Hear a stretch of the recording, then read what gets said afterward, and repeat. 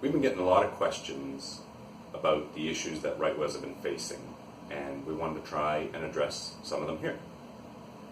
One of the first questions we often get is, why do whales get hit by ships so often? And I'm going to get Chris to give us some understanding there. Yes, whales getting hit by ships. Well, right whales get hit by ships because they live in a habitat where there are lots of ships. All the way along the eastern seaboard of North America, all the way from Florida, all the way up into the Gulf of St. Lawrence. Lots of ships. If you're observing from a ship, your chances of seeing a right whale, if it's there, are small because they're black, they lie in the water, they don't have a dorsal fin, they have almost no profile. You won't see them at night, you won't see them in the choppy weather, and you won't see them when it's foggy. Right. So the chances of seeing them are slim, but if you did see them, if they're seen very late, it may be impossible for a ship to maneuver around a whale in time because of the speed and the momentum of the vessel. So that's an issue. There's no evidence that these whales avoid ships or avoid ship sounds. They can't see ships with the sound or sonar like bottlenose dolphins can, or porpoises, or the toothed whales. They can see with sound, but right whales or baleen whales, they can't see with sound. So there's no evidence at all that they do avoid the ships. They haven't evolved to see ships as a threat, much as the same way as deer haven't evolved to avoid cars on a highway. Right. So that's the problem and why so many whales get hit by ships. The other big threat that these whales face is entanglement, and this means getting caught up in rope and gear, and the reason this happens so much is much for the same reasons. We have a lot of gear in the ocean, particularly in areas where the whales live. The whales don't seem to be able to detect this gear, and they blunder into it and become snarled up in the gear and get entangled. And for much the same reasons, we use a lot of the ocean, and we use a lot of the parts of the ocean that the whales use as habitat as well. Yeah, and a lot of these whales get entangled more than once. That's right, yeah. It's pretty common. So let's talk a bit about possible solutions here. One of the questions that we get asked is, why don't we try scaring whales away from ships or gear using sound? But this isn't as straightforward as it might seem either. Kim, can you talk about this? Yeah, so as Chris was saying, right whales in particular are habituated to loud noise because they're exposed to ship noise throughout their migratory range and in their habitats. There's been exposure studies done where people have gone out and exposed right whales to a variety of different alerting stimuli to ask the question, if we put some kind of horn on the front of a ship, is that going to alert the whales and they'll get out of the way or dive? And the only response that was found was that the whales actually came up to the surface.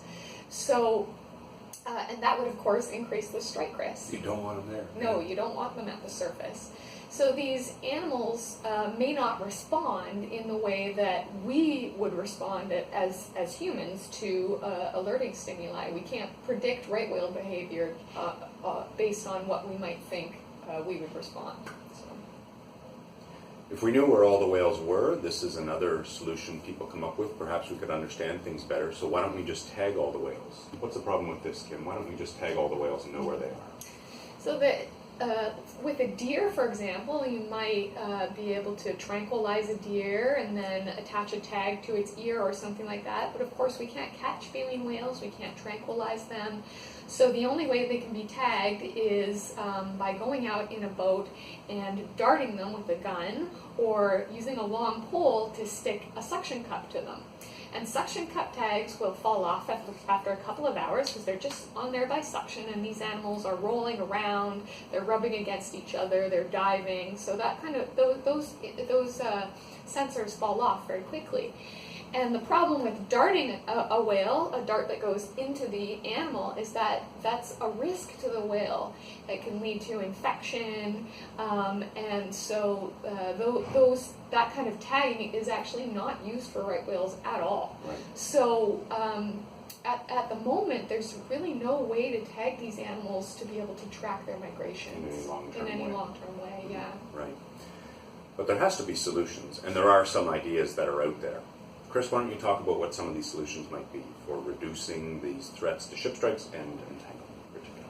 Right, so there are new technologies we can use, and it relies on hydrophones or underwater microphones, our knowledge of the sound that the whales make, and having those hydrophones on gliders that can move around the ocean for numbers of months and monitor where the whales are. We can actually use them to look to find out where whales might be where we don't know where they are. And they can detect the sounds of these whales, and those detections can be sent back to the lab in near real time by the glider, and then we can use that information to actually send the location information of the whales out to the fleet, out to the ships that are in the area, so that they would have the opportunity to know that there are whales nearby and that they can avoid them or they can slow down. So that's a technology that we're now developing. Yeah, wonderful.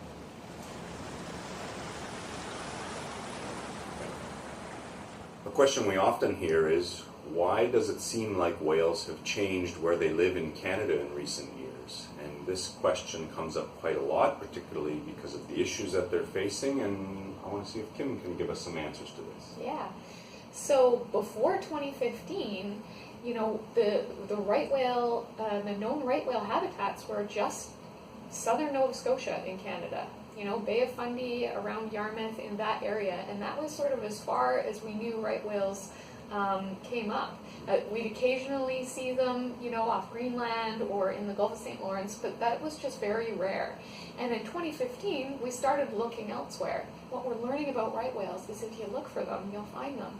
And we went into the southern Gulf of St. Lawrence and found this new, previously unknown habitat, and then returned the next year, and the right whales were there, returned this year, and there's up to 100. So now we know that the right whales are in the Gulf of St. Lawrence, but only because we just started looking. They may actually have always been using that habitat. And this is almost something that we've expected. We've known for many years that we don't observe all the whales. We know that they must be using other habitats, and it may be only just now that we're starting to find them. Yeah. Right, so there are other habitats out there, because we never see the whole population in any given year. Right. So there are other places where they're going, and there's another reason why we use gliders to find those other habitats. Yeah. Correct.